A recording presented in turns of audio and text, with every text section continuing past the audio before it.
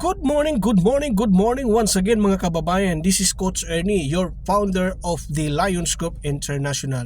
Mga kababayan, in this episode, I'm going to talk about acne attitude or alam ko na yan attitude.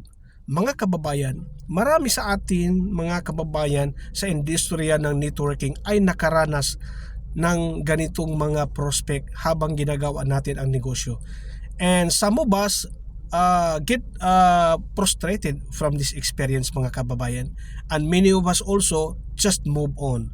Mga kababayan, here's the thing, whenever we encounter this kind of people, this kind of attitude, always be reminded mga kababayan that it is not our loss but it's their loss mga kababayan. So the best thing that we can do mga kababayan is just to be respectful, to be friendly, to move on and let it pass mga kababayan.